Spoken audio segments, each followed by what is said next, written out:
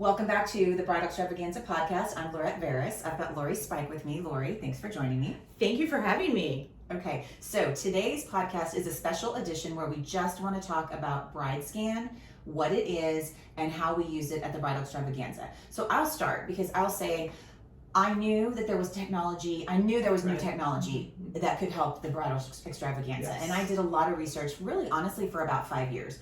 It was COVID, though, that really pushed me. When the George R. Brown said, you get to be the first show to reopen our building, but can you please be as touchless as possible? And I said, fantastic. I had already done a lot of research and I knew about BrideScan and I was just ready to implement it. Mm-hmm. So let's talk. So what it is an application on your phone where you basically use the camera portion. So every vendor has a QR code. And if a bride likes what she sees, she basically takes her camera phone out, scans that QR code.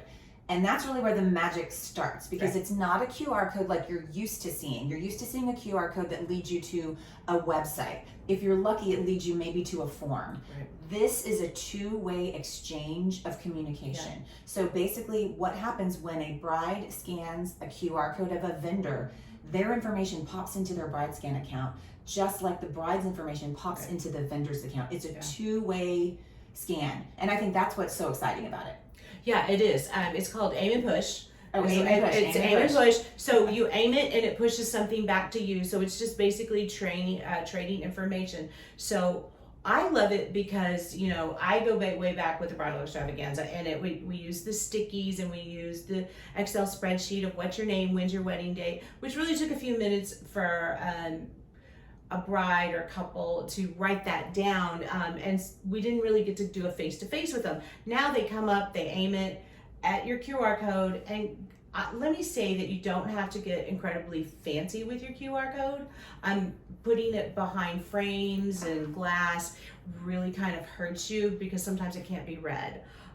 You really want the person who is getting your QR code to be able to read it. Then their information comes into you and you get theirs. Now, that is amazing. But here, in all things... But wait, there's more. But there's more. In all things, you have to use your product. You have to use those names. Brides are expecting, couples are expecting for you to contact them via the BrideScan. They're excited about it. If it's not on a phone, whatever size their phone screen is, then they typically don't look at it very much. They do like to look at their emails, their Facebook, their Instagram. So this is an extension of all of those. You're emailing the brides, and grooms and couples, and they are responding back to you. And what I would say too is this is really a way for the bride to stay organized. Probably the number one thing that I hear a bride about the Bridal Extravaganza, and certainly just about the whole wedding process in general, is that she's overwhelmed. Right. So this is one of the ways that we can reduce overwhelm, because when she leaves the show, instead of having 300 business cards from 300 vendors, she will really only have the scans that she wanted to scan. So as a vendor, you also know that couple was interested in me enough to scan me.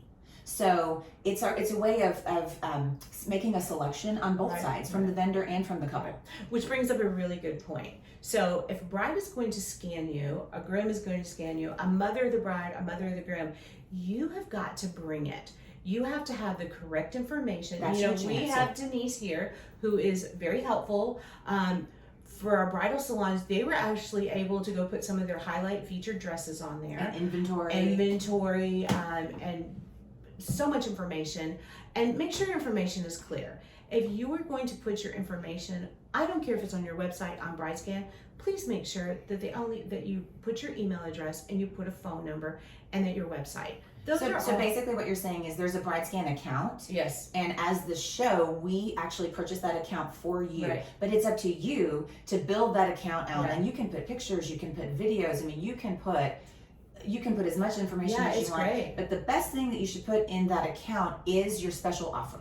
Yes. So if you've got a special offer at the show, that it goes in BrideScan, and then every bride who looks at you will already know your special offer, and we leave this up on our website after the show, so it's also extra Right. promotion for you, for brides to learn more about you. It's kind of like a mini website Yeah, that you have that's great. basically on our website via BrideScan. Yeah, it's the best thing. I love BrideScan. It's I'm still communicating with some of our virtual planning and our wedding tour brides on there. You know, they maybe shoot a question or say, when's your next coming tour, or how do we do virtual planning? And also the really good news is if you've been in the show before, you already have your QR code. Right. The QR code does not change from show to show. Your account doesn't really change from show to show, but we recommend that it does. We recommend that you go in there, refresh it, make sure that no links New pictures, are broken, yeah. and that you might have a different show special. Yeah. So speaking of the show special, the other feature that's super, super cool is Thursday before the show, BrideScan will go in and automatically create an email, and it will send it to every person who purchased a ticket, Wow. saying here's a preview of all the show specials that you're about to have. So it's a way of just generating super excitement. When you see that email, you see how many exciting things are happening at the show. The couples can't wait. They can't wait to come. Yeah. So they come to the show not only for their specials, but they also come to meet you in person, face to face. So, and we're going to cover how to make them stop in the next podcast. Okay. Thanks Thanks for tuning in. Thank you.